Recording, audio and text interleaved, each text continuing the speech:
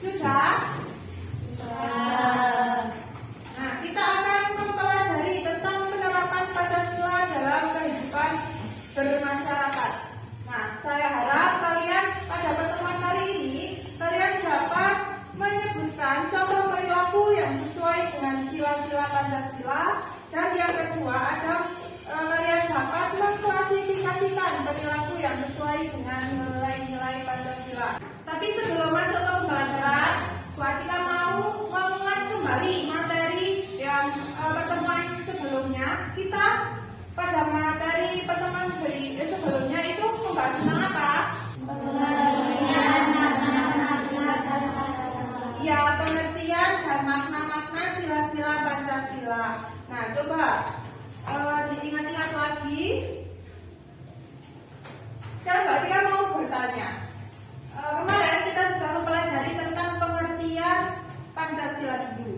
Pengertian Pancasila. Kata Pancasila itu diambil dari bahasa Sanskerta yang terdiri dari dua kata. Ada yang bisa menyebutkan kata apa?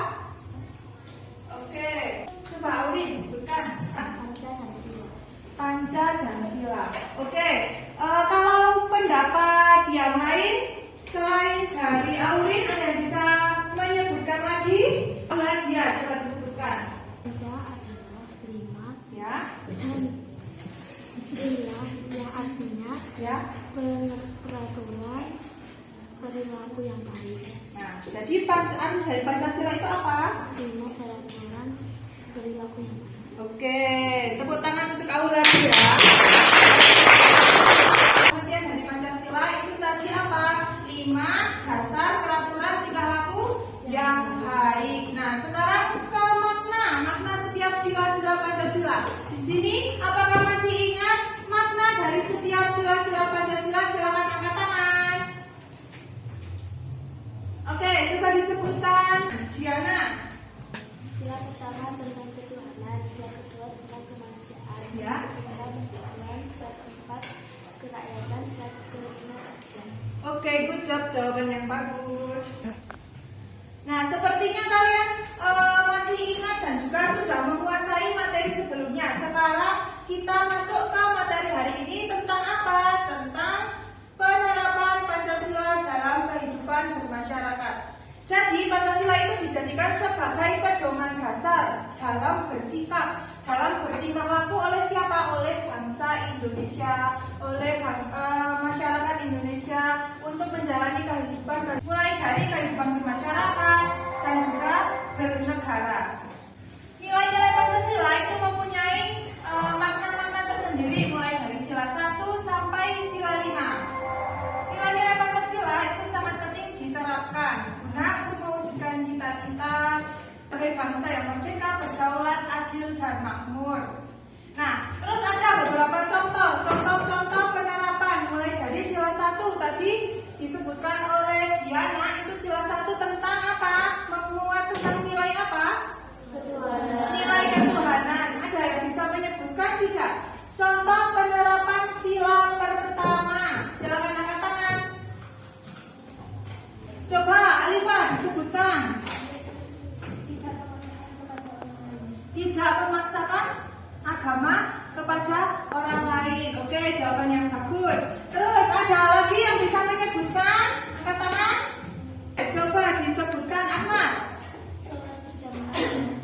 Sholat berjamaah di masjid. Betul sekali, jawaban yang bagus. Bu Atika punya di sini ada gambar-gambar dari penerapan sila-sila Pancasila. Coba diperhatikan di sini. Coba lihat, ini ada gambar orang lagi berdoa. Terus ini apa? Menjenguk orang yang sakit atau teman yang sakit. Terus ini fokus ke gambar ketiga. Ini gambar apa? Orang yang merangkul satu sama lain. Coba lebih diperhatikan lagi. Di sini apakah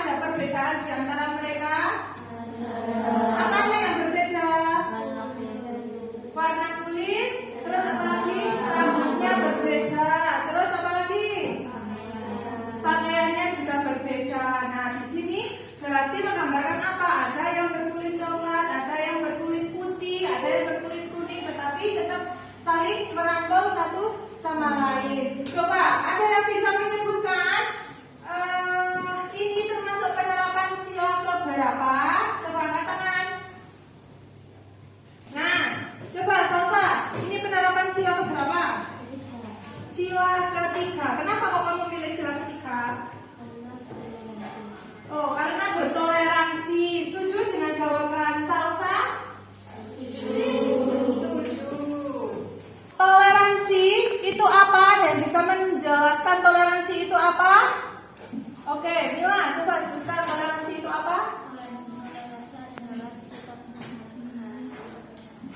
Sikap menghargai perbedaan dan menghormati perbedaan. Nah, oke, betul sekali jawabannya. Terima kasih ya atas jawabannya. Ketiga ini adalah merupakan penerapan dari sila ketiga, yaitu toleransi atau saling menghargai satu sama lain. Jadi tidak boleh membeda-bedakan dalam berteman, itu juga tidak boleh membeda-bedakan warna kulit, juga tidak boleh seperti itu. Ada yang berkulit putih terus ngejek kulit coklat, nah itu tidak boleh. Ada yang berambut keriting ngejek rambut lurus, itu juga tidak boleh. Nah, sekarang berarti punya pertanyaan lagi. Mengapa sikap toleransi itu penting untuk menjaga persatuan Indonesia? Coba buat kita beri waktu 1 menit, silakan kalian pikirkan terlebih dahulu. Oke, waktunya sudah habis. Coba disebutkan atau dijawab via.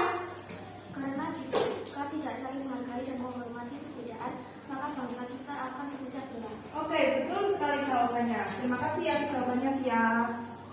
Nah, sikap toleransi itu berarti penting untuk mewujudkan persatuan dan kesatuan. Jika tidak ada toleransi, maka bangsa kita akan terpecah belah. Nah, sekarang Mbak Tika punya pertanyaan lagi.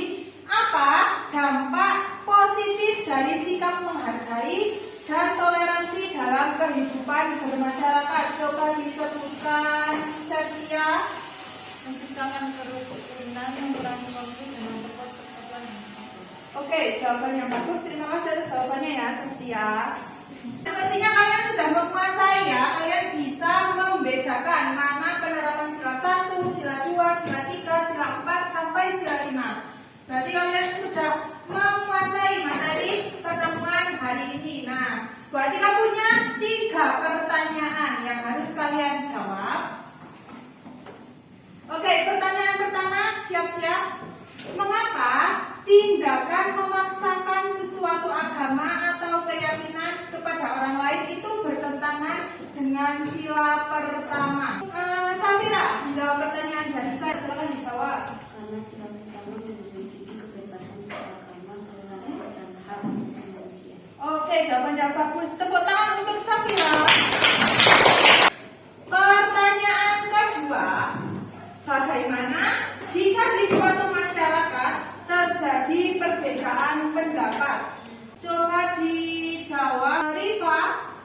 Terjadinya perbedaan dalam musyawarah adalah hal biasa. Cara kita menghadapinya dengan menghormati pendapat orang lain dan menimbangkan pendapat yang paling baik untuk mencapai mufakat. Oke, tepuk tangan untuk Rifa. Jawabannya sangat bagus sekali ya. Untuk pertanyaan terakhir atau pertanyaan ketiga, mengikuti gotong royong membersihkan lingkungan masjid itu merupakan contoh penerapan sila keberapa? Coba dijawab, Arina. Penerapan sila ketiga. Ada yang bisa menjawab lagi selain Arina?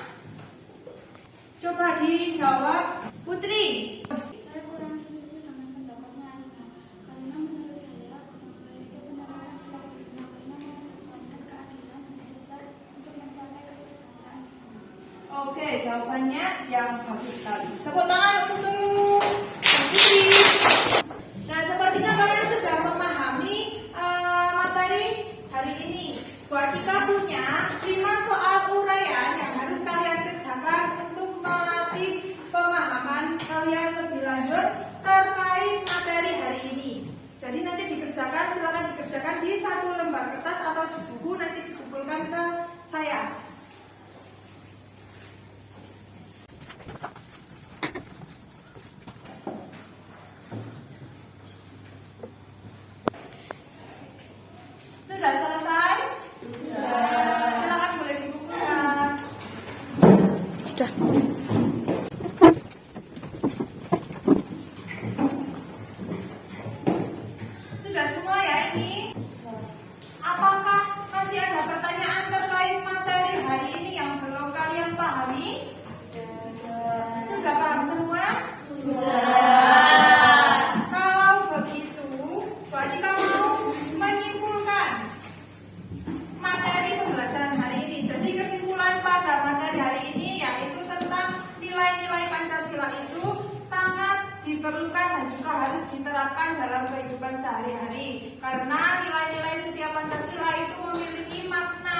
yang berbeda-beda, dan juga untuk mewujudkan persatuan dan kesatuan, terus keadilan, permusyawaratan, dan juga tentang ketuhanan.